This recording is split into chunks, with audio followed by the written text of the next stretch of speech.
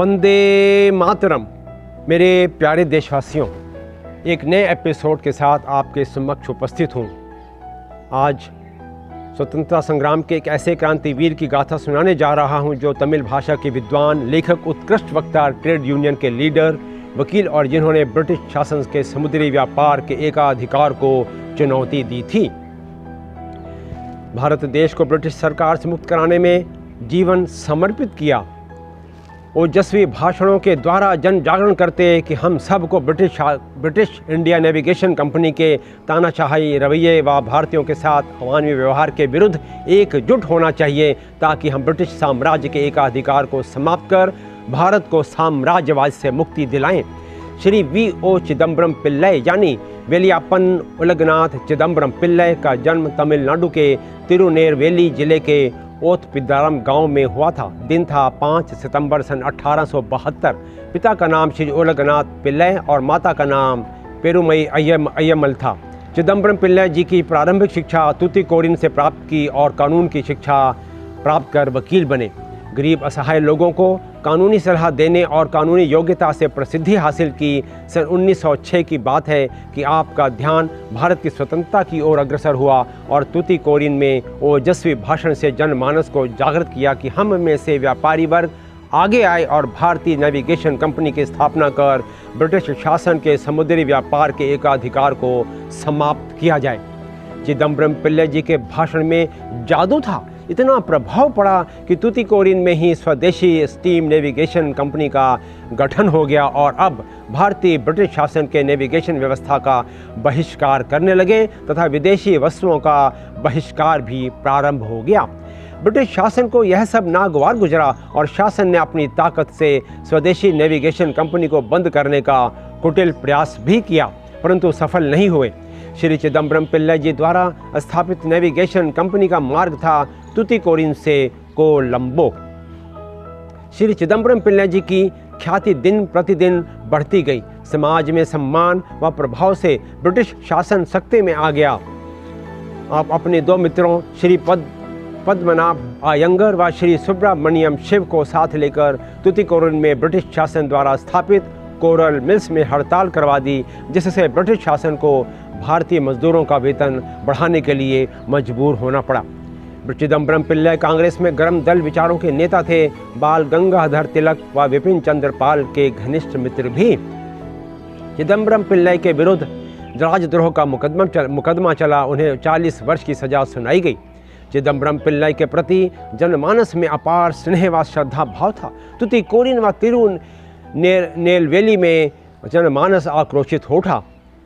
British शासन दबाव में आ गया और चिदम्बरम पिल्लई जी की सज़ा घटाकर 6 वर्ष कर दी गई और साथ ही क्रांतिकारी श्री सुब्रमण्यम शिव को 10 वर्ष की काले पानी का कठोर दंड दिया गया। सन 1912 में चिदम्बरम पिल्लई जी जेल से रिहा हुए। अब उन्होंने लेखन को अपना क्षेत्र बनाया, जिसे उन्होंने जेल में रहते हुए प्रारंभ किया था। सन 1920 में चिदम्बरम पिल्लई कोलकाता के कांग्रेस अधिवेशन में सम्मिलित हुए, परंतु बाद में उनकी सक्रियता कम हो गई और वकालत के क्षेत्र में मुफ्त सेवाएं प्रदान करने लगे। विद्वान, लेखक, ओजस्वी प्रवक्ता, स्वतंत्रता संग्राम में भूमिका निभाते हुए श्री V.O. चिदम्बरम पिल्लई 18 नवंबर सन 1936 को चिरनिद्रा में लीन हो गए। शत शत नमन करते हैं V.O. चिदम्बरम पिल्लई जी को, स्वाधीनता संग्राम में उनके योगदान को, और शत शत नमन करते हैं श्री सुब्रमण्यम शिव जी को। इस अवसर पर एक कविता याद आती है। शीर्षक है लक्ष्य तक पहुँचे बिना। लक्ष्य तक पहुँचे बिना पथ में पथिक विश्राम कैसा। लक्ष्य तक पहुँचे बिना पथ में पथिक विश्राम कैसा। लक्ष्य है अति दूर दुर्गम, मार्ग भी हम जानते हैं, किंतु पथ के कंटकों को हम सुमन ही मानते हैं। जब प्रगति का नाम जीवन, यह अकाल विराम कैसा। लक्ष्य तक पहुँचे बिना पथ में पथिक विश्राम कैसा। लक्ष्य तक पहुँचे बिना पथ में पथिक विश्राम कैसा। धनुष से जो छूटता है, बाण कब मग में ठहरता। देखते ही देखते वह लक्ष्य का ही वेध करता। लक्ष्य प्रेरित बाण हैं हम, ठहरने का काम कैसा, लक्ष्य तक पहुँचे बिना पथ में पथिक विश्राम कैसा, लक्ष्य तक पहुँचे बिना पथ में पथिक विश्राम कैसा। बस वही है पथिक जो पथ पर निरंतर अग्रसर हो सदा गतिशील जिसका लक्ष्य प्रतिक्षण निकटतर हो। हाँ, हार बैठे जो डगर में पथिक उसका नाम कैसा, लक्ष्य तक पहुँचे बिना पथ में पथिक विश्राम कैसा, लक्ष्य तक पहुँचे बिना पथ में पथिक विश्राम कैसा। बाल रवि की स्वर्ण किरणें निमिष में भू पर पहुँचती, कालिमा का नाश करती ज्योति जगमग जगत धरती। ज्योति के हम पुंज फिर हमको अमा से भीति कैसा, लक्ष्य तक पहुँचे बिना पथ में पथिक विश्राम कैसा, लक्ष्य तक पहुँचे बिना पथ में पथिक विश्राम कैसा।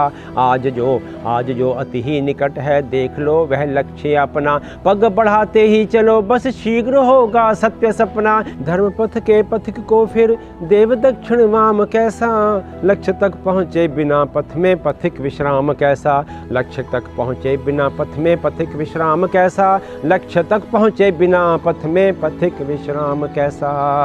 मैं आशा करता हूँ मेरा एपिसोड आपको अवश्य पसंद आया होगा। कृपया इसे लाइक करें, शेयर करें और इस इतिहास को जन जन तक पहुँचाएँ। जय हिंद।